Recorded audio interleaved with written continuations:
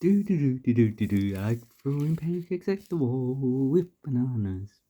Anyway, so hello. Welcome back to Goomadi Coins and Banknotes. And some of you probably think I'm a bit unstable. Maybe I am. So today we have Mexican coins. So these are the coins you would use mostly roughly 1964. And the reason why that is this coin was last minted in 1959. And this one was first minted in 1964. So before 1964, they would have had a different 25 centavos. But you would have used basically brass and bronze coins with some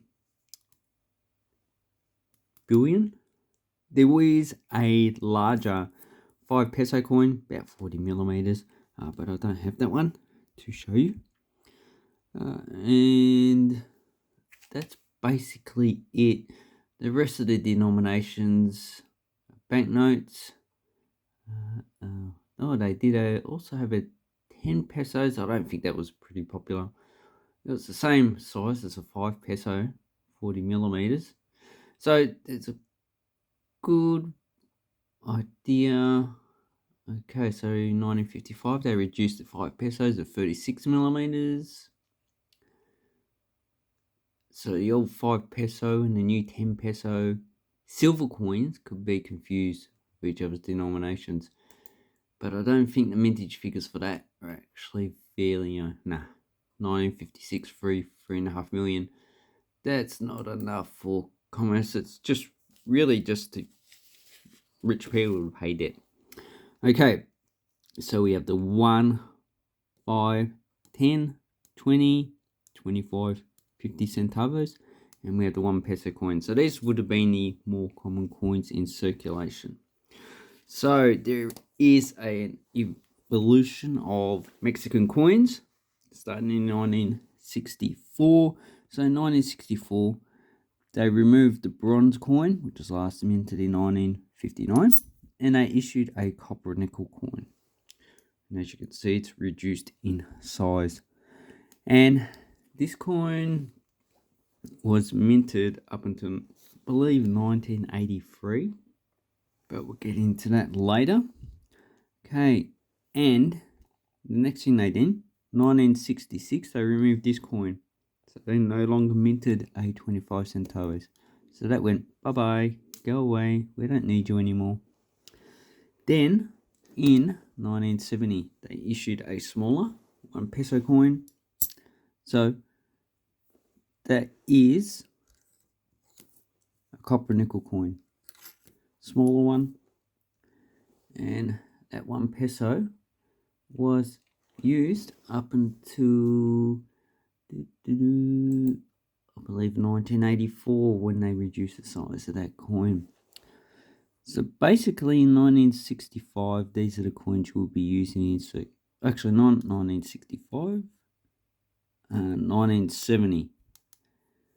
These are the coins you'll be using in circulation. So the next change they made is in 1970, and they reduced the size of the 5 centavo coin, as well as the 1 centavo. So these are both reduced in size in 1970. Then in 1973, they no longer issued the 1 centavo, although that probably went out of circulation in 1960 because the mintage since then has been quite low. So in 1970, these are the coins you'll most likely be using in circulation. Then in 1974, what they done is they replaced the last 2 bronze coins. So this is a 1974 coin here. It's the last year of mintage. So they replaced that for copper nickel coin, as well as the 10 centavos. They replaced it with a smaller copper nickel coin. So in 1974, these are the coins you'll be using in Mexico. So as you can see, the coins have actually gotten quite smaller. Okay, also I've got one in 1970. One, they issued a 5 peso coin, which is a larger coin. Okay, then straightforward from here. 1974, along with these two 10 and 20 centavos, they issued a 10 peso coin, which is pretty unique in Mexican coinage because it is coin rotated, metal rotated, should I say. Yeah, but coins are all coin rotated. So that's based on US terminology because I think they're eating a bit. Okay, so then we have the last two denominations they entered. So 1980, they issued a 20 centavos, no, 20 pesos. God, I keep making mistakes. Just shows that we're all human. And in 1982, they issued a 50 pesos. Now, they did issue smaller denominated coins. No longer. So by 1983, all the centavo coins are pretty much out of circulation. And starting from 1984, they reduced the size of the coins, but this will be the next video. Now, we don't just have one theme in this. We have prominent Mexicans on some of the coins, and we also have prominent Aztecs, or the other type of, so these are probably gods. Cultura Maya, so this is the Mayan culture. And, okay, Templo Mayor de Mexico. Koyo Sula. I can't even pronounce that. But I like these ones because they depict Mesoamerican iconography, and obviously it's a female. Probably, oh God, I need to look that up. So, and once again, they went back to the old coat of arms, which was a lot nicer than the coat of arms that they issued in the 1970s. So, some bright spark had a good idea to issue this.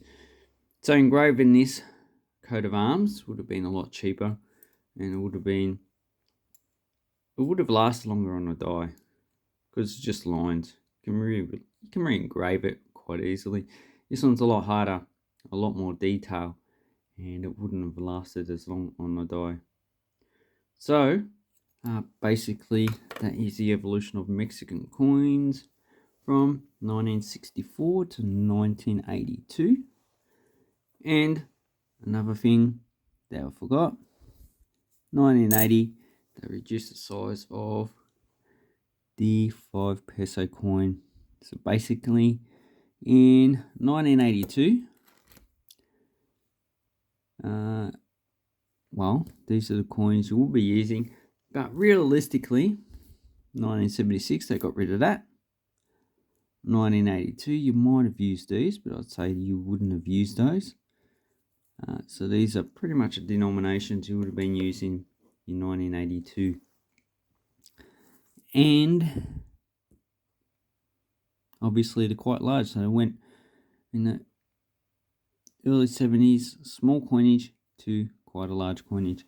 So that's why they issued these high denominations, but also a lot smaller, but they are thicker coins into circulation. Anyway, I hope this helps you with your Mexican coins. If you want details on each of these individual coins, they'd have to be in another video. Anyway, I'd like to say thank you and have an awesome coin and banknote collecting time. Thank you and goodbye.